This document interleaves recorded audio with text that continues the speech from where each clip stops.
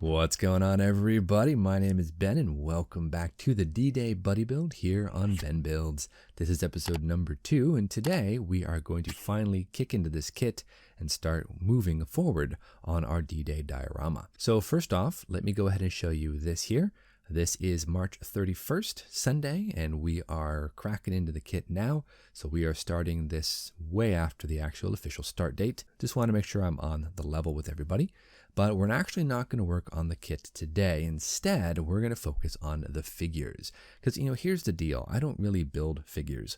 I've never really experienced building resin figures, and this is going to be more challenging than the kit itself. So I want to go ahead and get a dive in on these first, kind of get my handle on these figures. These are one of the big points of this diorama. So let's go ahead and pull these out of the bag, and we're going to go ahead and first off wash them up to get all that mold release agent off of them.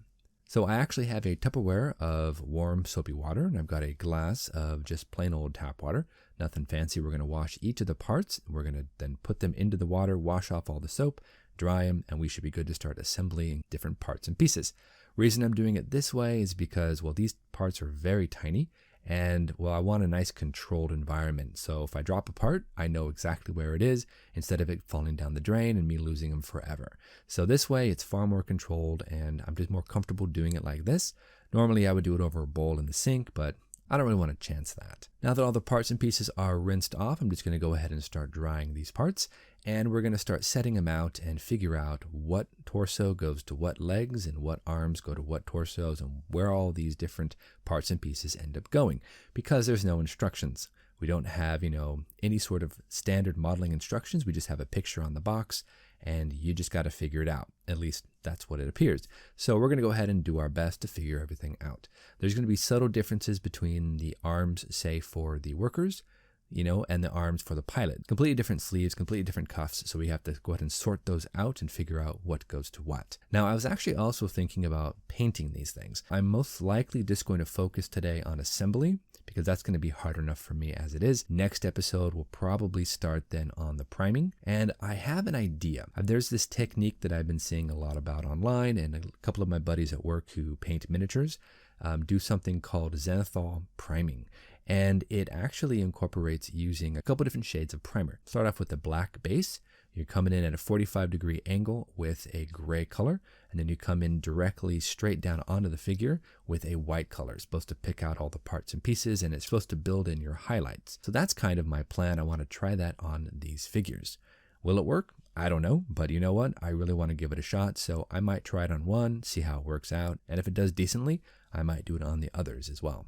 Also, word to the wise, if you're going to be sanding resin, you're going to have some resin dust, get yourself a respirator. Just because resin dust is toxic, you don't want to breathe that in too much. So keep something handy if you're going to work with a lot of resin. Anyway, let's go ahead and jump in here and get these things all squared away.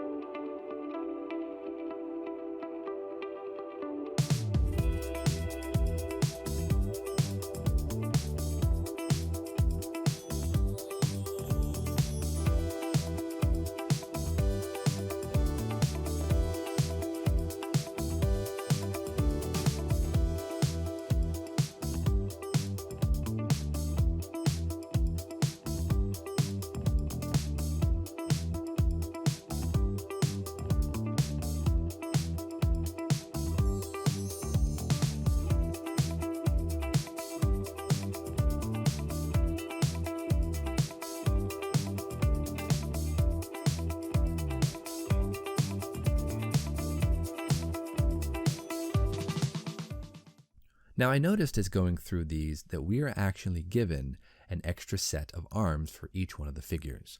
That's kind of nice because we can alter their pose and we can start to try to tell a story by the way the figures are positioned. At least that's my hope. Now, what arms I'm going to use, I'm not exactly sure. I'm going to go ahead and just kind of clean these up here off camera. We'll get everything set and then we'll move on and hopefully we'll be able to get some really cool poses going with these arms. So we're going to go ahead and move on to the pilot, and I'm going to start assembling this figure. Now, I've never done this before, so I'm going to take my time. I'm really going to go nice and slow. We've already cleaned all of the joints up, so now we just have to start piecing it together.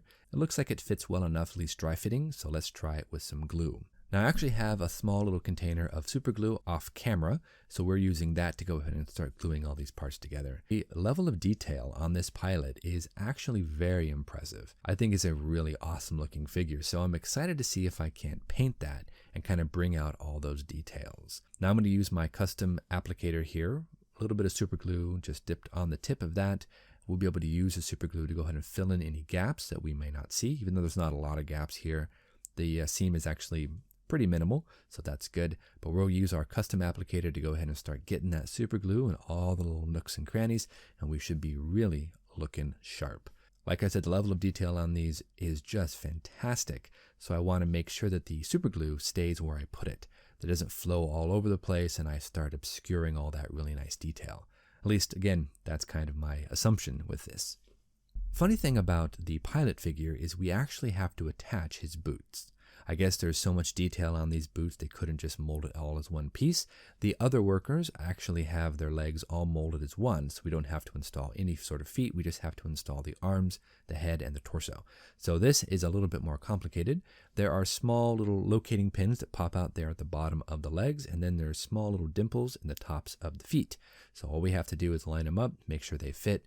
We might have to do a little bit of drilling there to make sure that the locating tabs fit right where they're supposed to. But I think we should be pretty decent to go ahead and cue the time lapse and get these guys assembled. And I'm hoping that they look awesome. If I can get them together and I can get some nice poses going, I think we'll be in good shape.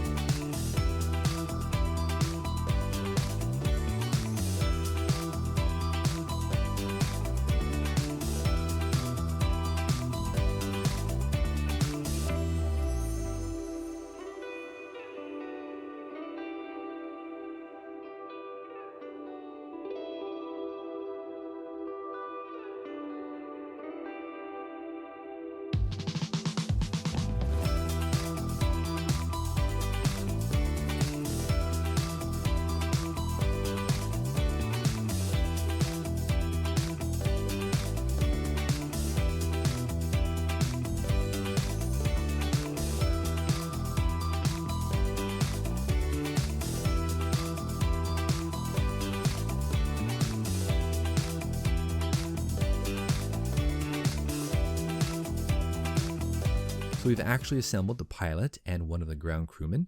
We have one more ground crewman to go. I've been slowly kind of piecing him together, and I come up with an idea for the story. Like I said, dioramas are all about telling a story, and I really am hoping that I can convey something along these lines. Priller has landed his 190. He's stepped out of the aircraft and he meets his crew chief, which I'm assuming is this guy I'm building right here. They're going to be talking, and the other worker that I just finished, I'm going to have him kind of walking forward. I've tried to have a little bit more motion in his arms as if he's kind of walking forward to go ahead and talk to Priller and talk to his crew chief to kind of get an idea of what needs to be done to the aircraft. At least that's what I'm going for. That's my story that I'm going to try to convey. Whether or not I'll get there, I don't know, but that's what I'm trying to do. So we're going to go ahead and finish off this figure here, and then we'll have all of our figures built and we'll see how they look. Again, not going to paint and prime today. I want to do a little bit more research on how that works. So we're just going to finish off the assembly, and then I'll come back and I'll show you all the figures together and we'll see how they turned out. So let's do it.